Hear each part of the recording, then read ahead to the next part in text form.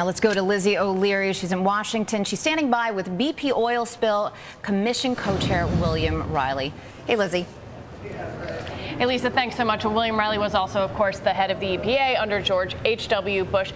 Let's talk about what we've heard today. The investigator Fred Bartlett saying no conscious decision to trade safety for expediency, to cut corners. Well, what went wrong then? If that wasn't what was happening, why did we see such a disastrous failure on the Deepwater horizon?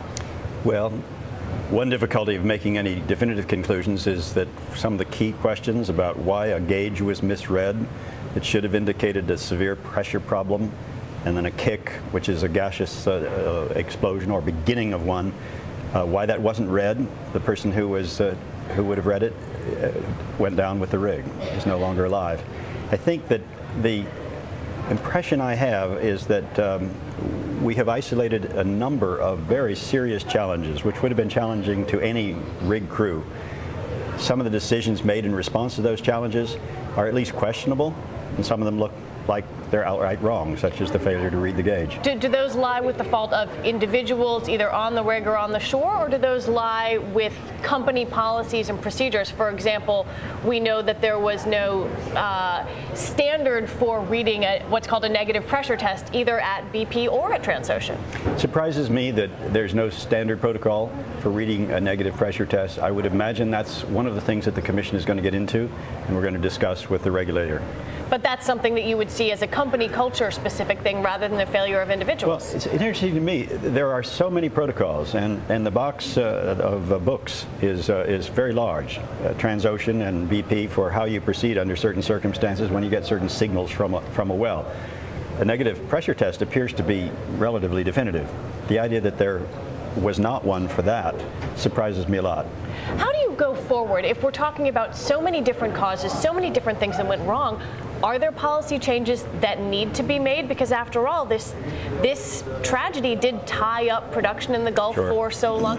How can you come out and say we need to chart this path if no one can say definitively what went wrong? I think you need a couple of things. I think there's some simple lessons we can learn here. One is that the way gauges are designed and information is conveyed and measured looks like it needs improvement. I mean, that's been attended to in aircraft cabins. Looks like it hasn't been done here. That's one thing I would think we need to do. Second is my own conviction very much, and the Commission certainly considering this, is that we need an industry-wide entity, much like exists in the nuclear industry, to raise the bar for safety everywhere and to get some standard operating procedures that really have bite and that are more specific. Let me just ask you quickly, we're almost out of time. Do you believe that BP's safety standards, safety culture, were below the bar? I won't comment on BP's safety culture based on what we've learned here. One of the things we've learned is that all three of the companies were implicated in what happened. They all made decisions. The cement failure that was responsibility of Halliburton, the rig operation itself, which Transocean was in control of the driller, and then of course BP. So we're not, as a Commission, supposed to assign blame or liability.